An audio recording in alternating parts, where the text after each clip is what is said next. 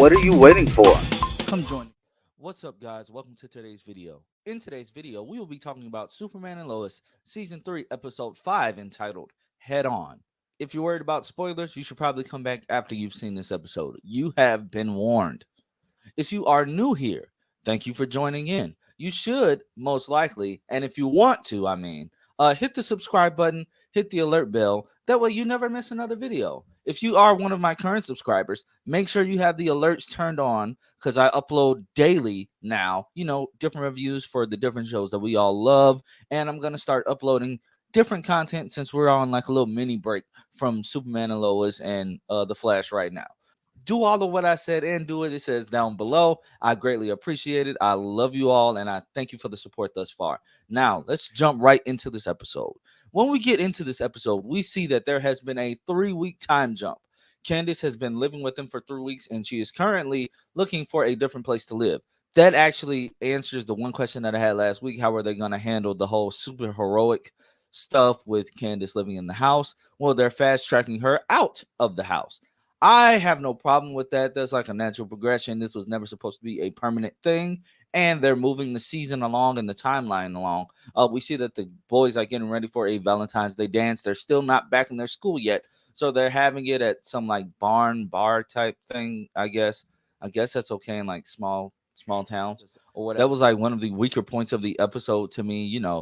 The kid stuff is always like it's been good this season, but I still don't really care for that like that. I'm more entwined with the actual plot of the show, and when the kids are involved in that, they catch my attention more. So we see them at the dance. We know that Jordan and Sarah somehow devised for Mateo to come visit and surprise Nat, so he goes to the dance with Nat.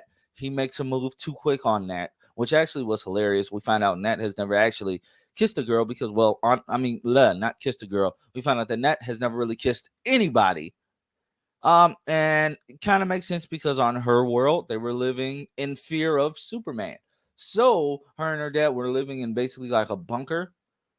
So yeah, yeah, that makes sense. That tracks. And we see her and Sam having a heart to heart about that. Sam initially does not trust Mateo at all. I like that instinct because I don't trust him at all either. I know that he's supposed to be the son of Darlene, but what if he's also the son of Bruno Mannheim? Or who knows how the Irons family works on the main Earth? I'm just trying to see when they're going to figure out that he is related to Darlene. I noticed that whenever Mateo shows up, John Henry Irons is not around. So maybe when John Henry shows up and Mateo is around, he's going to put two and two together. He's going to recognize him. Maybe Nat didn't know Mateo from their Earth. Maybe, they split apart before then. I don't know, but I can't wait to see where they take this story. So, like I said, yeah, we see them at the party having a good time. Nat gets over those inhibitions after having a talk with her grandpa. There was a nice moment between Nat and Sam. I like that. The growth in their relationship, seeing them ride ATVs and everything earlier in the episode. Just bonding, hanging out. He's making up for his blunder 2 episodes prior with the whole DOD crap and the false pretenses on going to see the movie. So, yeah, that was really cool to see. That was really cool to see. That shows character development for Sam. And it's getting his mind off of things with Lois as well. Just keeping everybody busy, keeping everybody preoccupied, going along his business as usual. Now, at the same time, John is having his own personal issues with Candace because Candace is getting ready to go live with her aunt, the next day in Topeka. But he already made a commitment to Kyle to come work at the fire station on the weekends. So he had a big decision to make there. At the same time with that, in this episode, we were introduced to George Dean Jr. Now, me personally, he was the most random and unnecessary character. I don't know if they're going to try to set up a relationship between him and Sarah.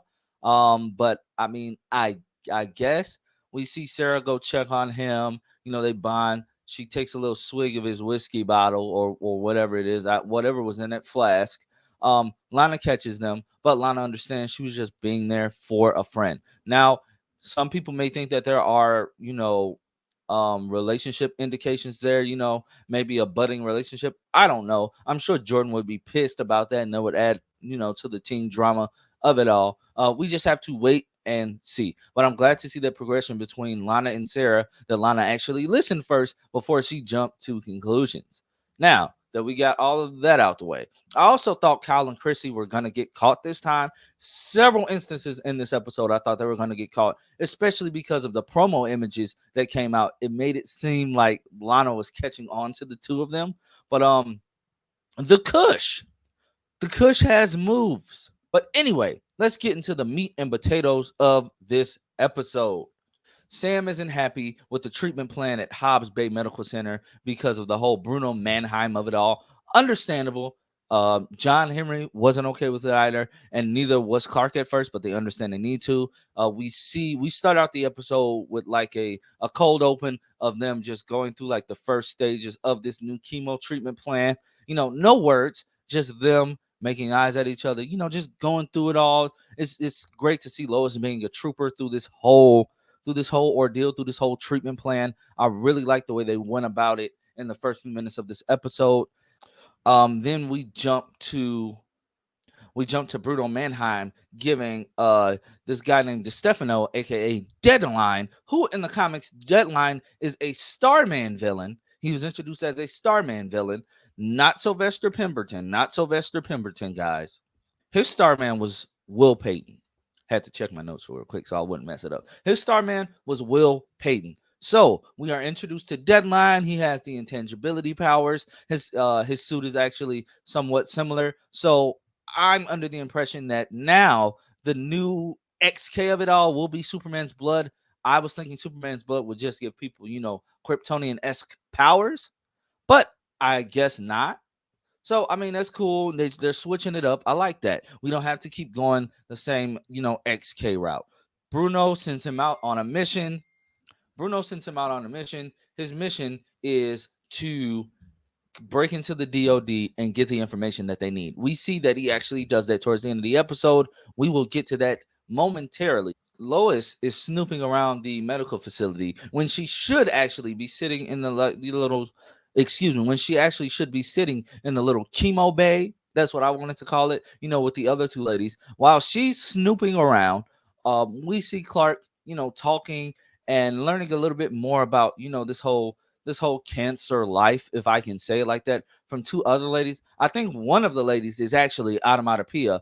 I think the African American woman is Automatopoeia. I saw her in set photos, like outside. I think that's who that is. I think she is Automatopoeia.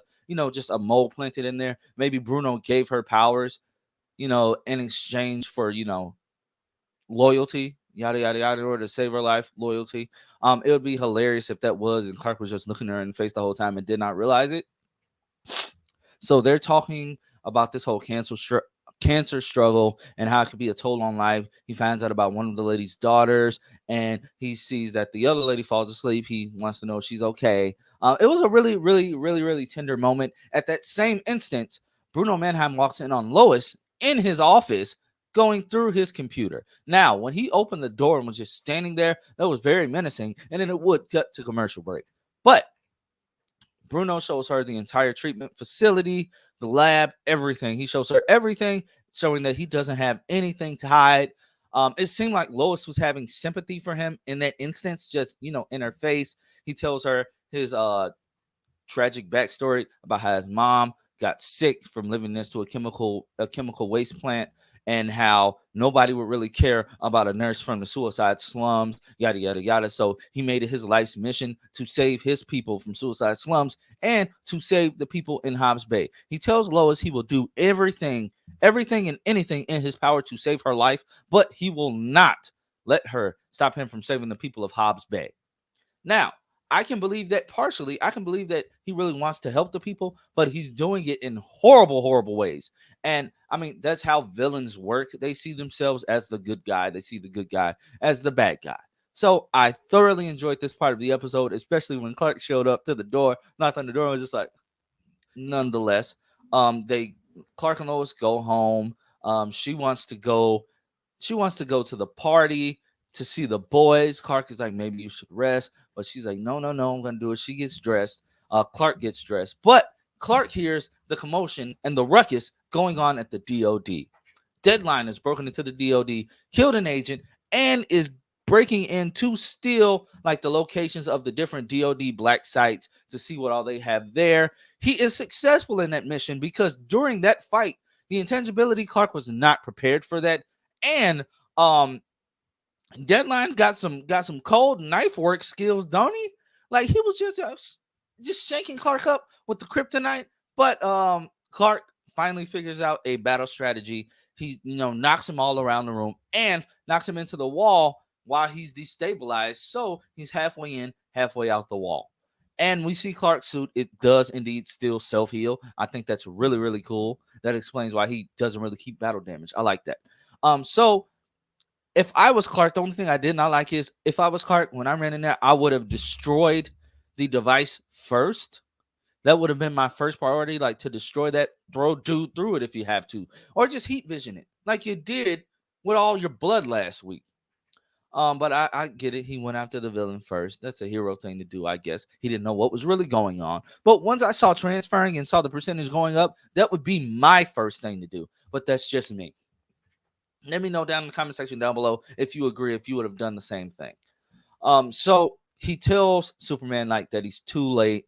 So after that, I'm guessing they take Deadline into custody because we don't really see it. But Clark goes back home, sees Lois is like dead tired. She agrees, like she did too much today. She needs to sit at home. She needs to relax. So we get a nice family dance. And that was a sweet part of the episode. That was a nice way to end off the episode.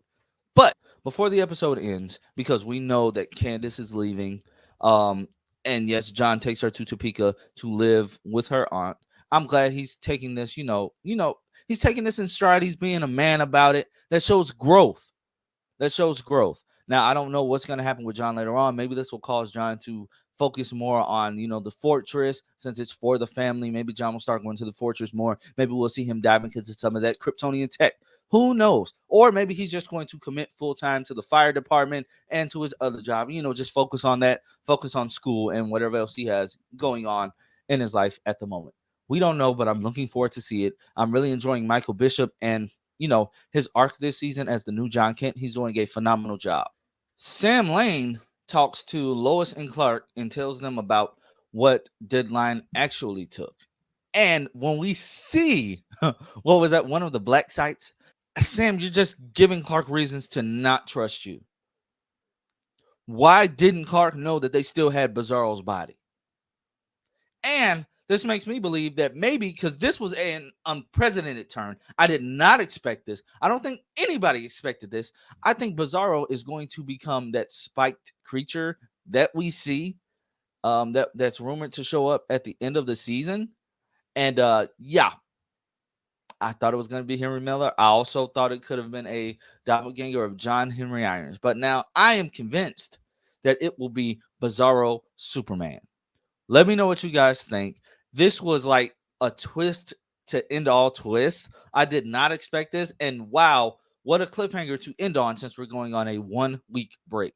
But guys, I give this episode a 8.5 out of 10. What would you rate this episode? Are you happy with the season thus far? And are you excited to see what they do with Bizarro's body? Will they reanimate him? If they reanimate him, we can have a purely villainous version of Bizarro, just like the comics. I think that would be a great twist.